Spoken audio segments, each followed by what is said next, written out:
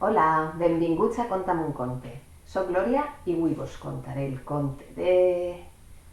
La bruixa Retxinadents.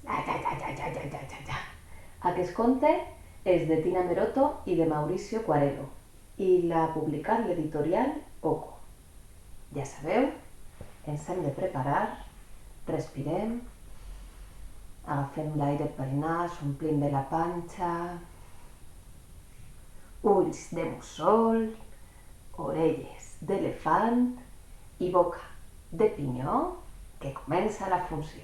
Hi havia una vegada 3 germans que es passaven tot el dia jugant i saltant entre els arbres. La seva mare sempre es deia: «No heu d'anar al bosc, allà al mig viu una bruixa amb les dents de ferro, que es menja els xiquets i amb els seus ossos fa un mur per protegir la seva casa». Un dia, el més gran va dir: Va, anem al bosc. Jo no tinc por de les bruixes. Oh, jo tampoc, va dir el mitjà. Però el xicotet estava espantat i va dir: «Mamà havia dit que no havíem d'anar al bosc, que viu la bruixa allà». «Va, no sigues caganer», li van dir els seus germans. I així van entrar els 3 al bosc. Camina que caminaràs. Van començar a entrar al mig del bosc. Era molt gran, molt fosc i molt fred. El vent xiulava entre les branques i les ombres es feien cada cop més i més llargues. Els 3 germans van començar a sentir por, però ningú sabia com tornar a casa seua. Aleshores el xicotet va dir: «Jo pujaré a la copa de l'arbre, a veure si puc veure el camí». Des de dalt de l'arbre va veure una llum que brillava en una casa que estava molt lluny. Va baixar molt ràpid i va dir als seus germans: «Això ha de ser la casa de la bruixa». «Que va», dir el més gran. «Encara falta molt per arribar a la casa de la bruixa. Va, anem, a veure si allí algú ens pot ajudar». Quan es van apropar a la casa, una dona es va assomar a la porta. «Passeu, passeu, oh, pobrets, vos heu perdut, no tingueu por». Olorava menjar i, clar, com que tenien tanta fam, van passar. «Jo pots passar», va dir el gran. «Jo també», va dir el mitjà. Els 2 més grans van entrar a dins de la casa, però al xicotet aquella casa li feia molta por. «Oh, que bona olor que fa», va dir el mitjà. «Sí, passareu aquí la nit i demà vos ajudaré a tornar a casa», va dir la vella. Entretant, el xicotet es va provar a una gàbia que havia en un raconet del menjador.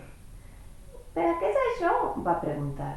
La vella, dissimulant, va contestar: «És per gossos i gats que s'extravien pel bosc i jo els cuide ahir».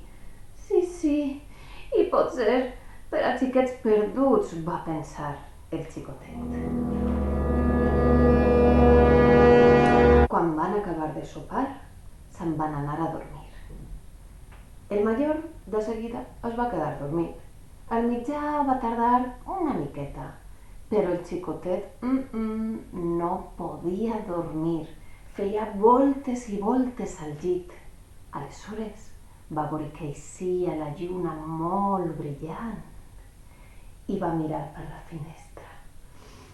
Sí, se'n va adonar.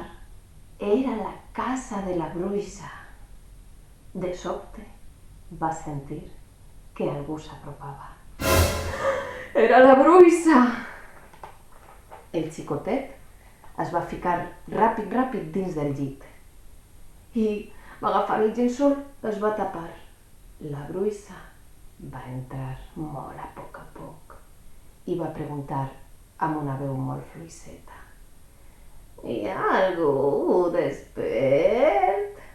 El xicotet no s'atrevia a dir res, però la bruixa s'apropava cada cop més. I quan ja havia estirat la seua mà, el xicotet va contestar. Jo estic despert. I com és que encara no t'has dormit? És que la meua mare, abans d'anar a dormir, sempre em fa un ou.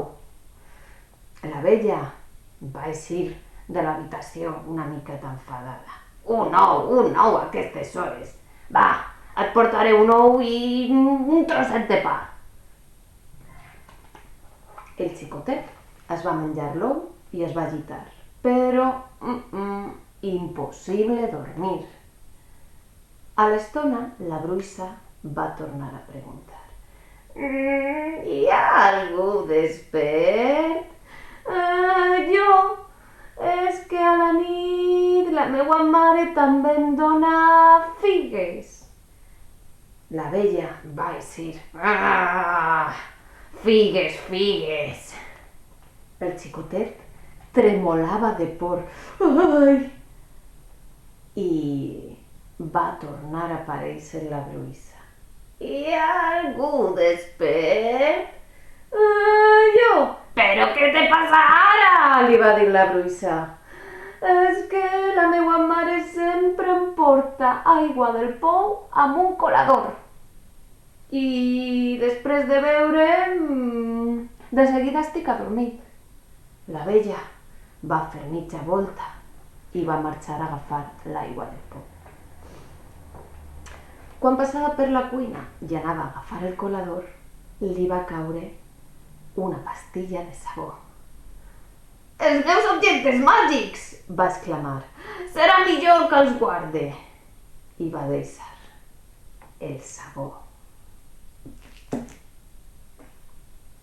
la pinta i el seu ganivet màgic.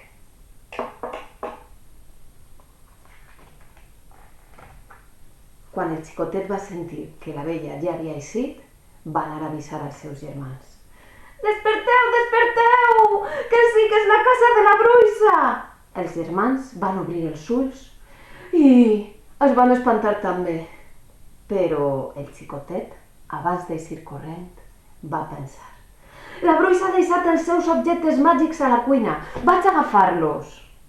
Així, el xicotet va agafar el sabó, la pinta i el ganivet.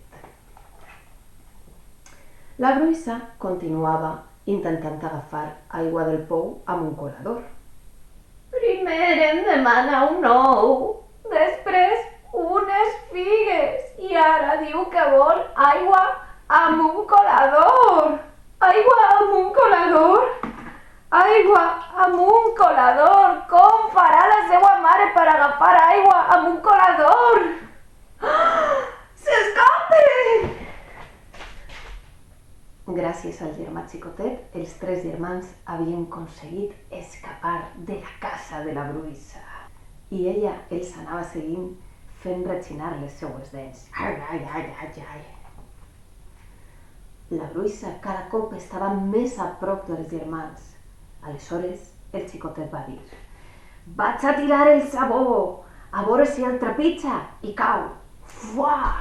El va tirar. I com el sabó era màgic, va fer una muntanya d'espuma. I a la bruixa li picaven molt els ulls i feia bambolles amb la boca i cridava: ja veureu quan vos agafe!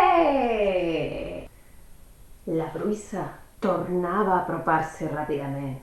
Aleshores, el xicotet va llançar la pinta. Fuà!